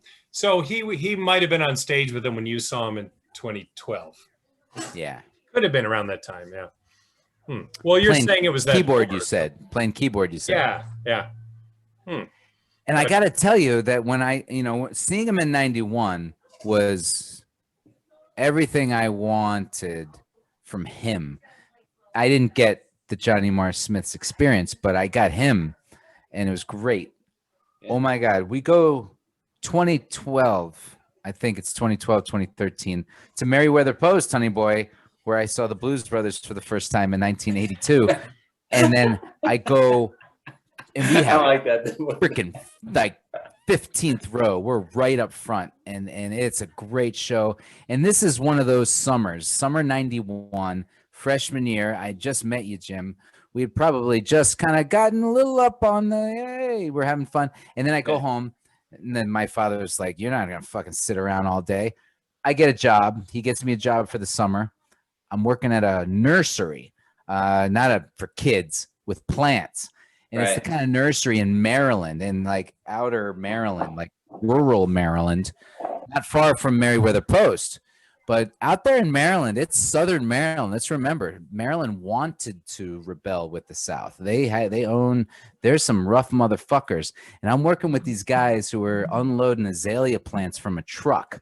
And we have to unload 500 plants from a truck, and they start unloading them. And I'm working at this place, and because after my shift, I go see Morrissey.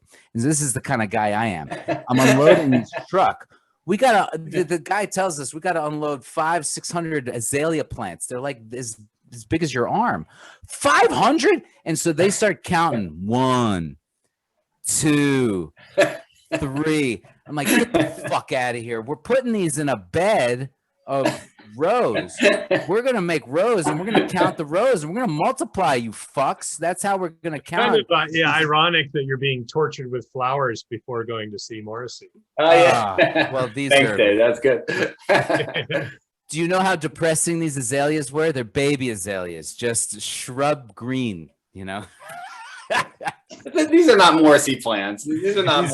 This is Morrissey being fed. This is Morrissey's Irish roots.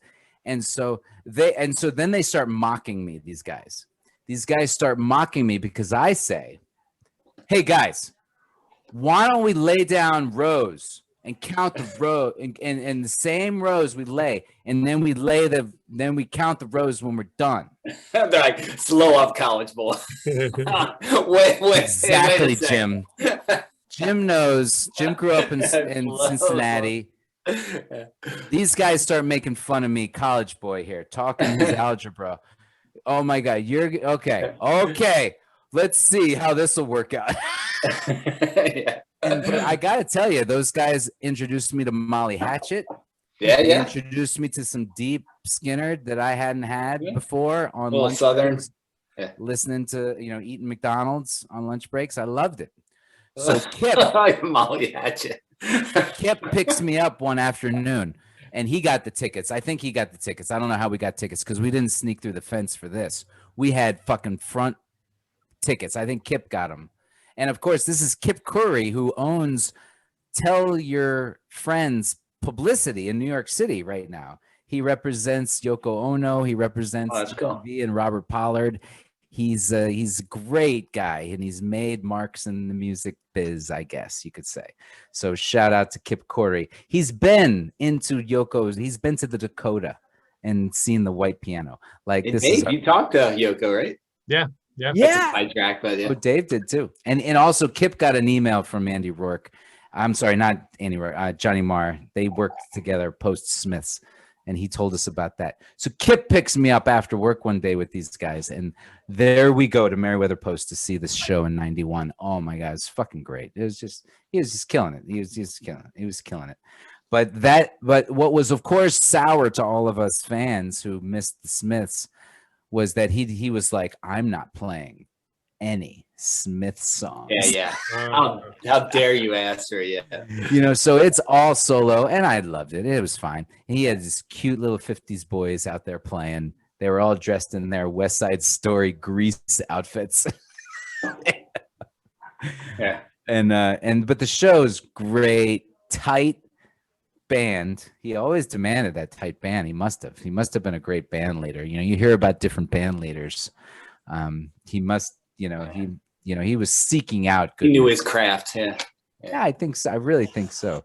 But when we went to 2012, he had come over it. The lawsuit was over. He's playing Smith songs again. I forget when the year was he let the cannon loose that he started playing Smith songs.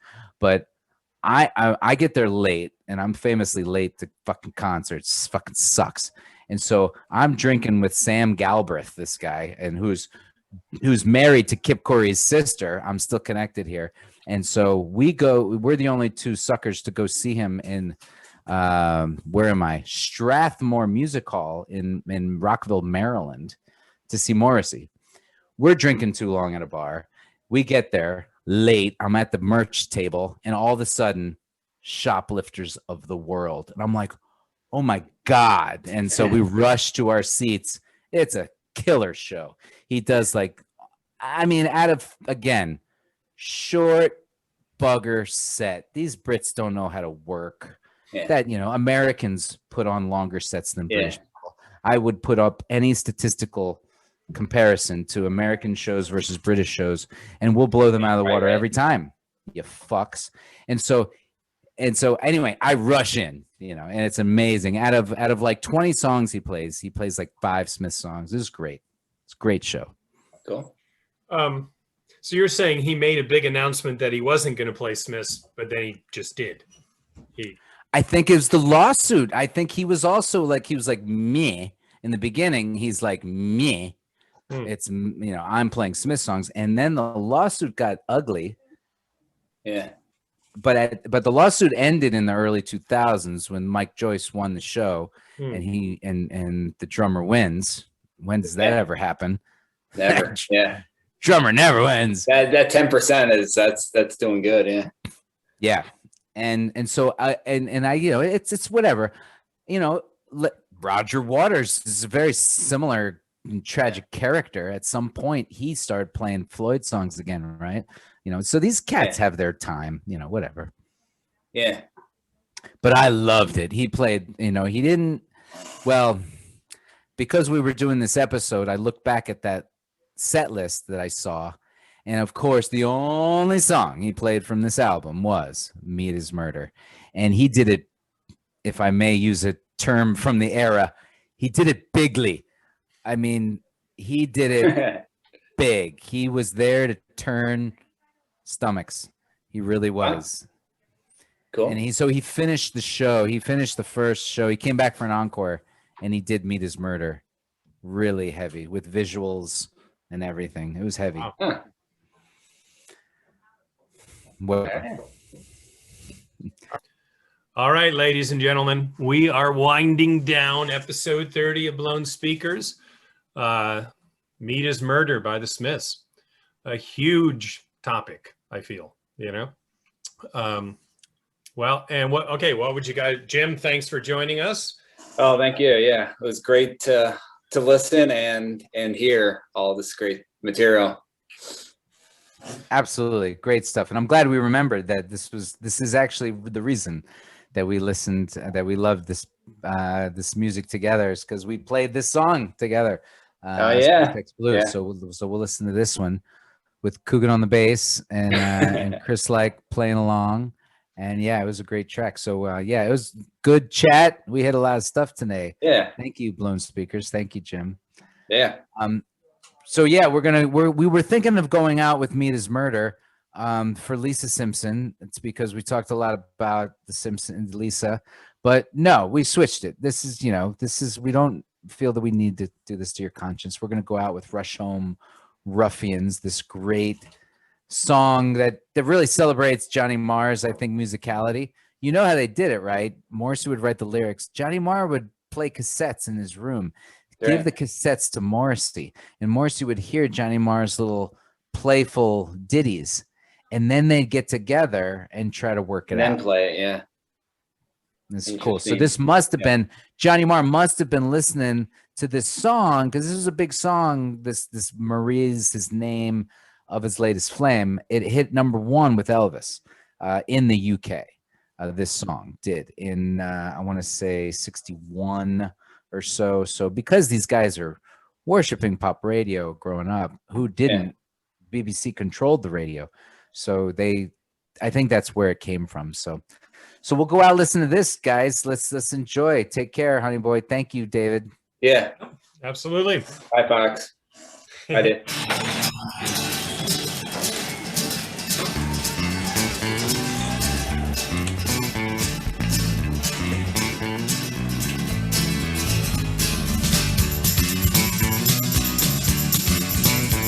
Oh, great tambourine. I mentioned the excellent tambourine on this album.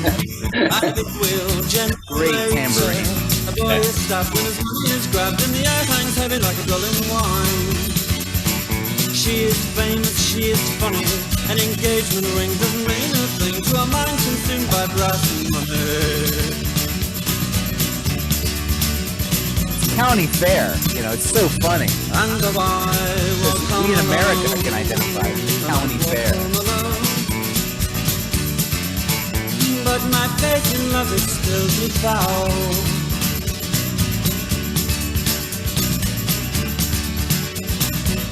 The last night of the fair, from a seat on a whirling waltzer, the skirt a sense for watching eyes, a hideous trait on a mother's side. From a seat on a whirling waltzer, the skirt a sense for watching eyes, a hideous trait on a mother's side. It's supposed to be a good thing to see up a skirt, and he's like, ew. And though I I don't know what to think. but my faith in love is still devout.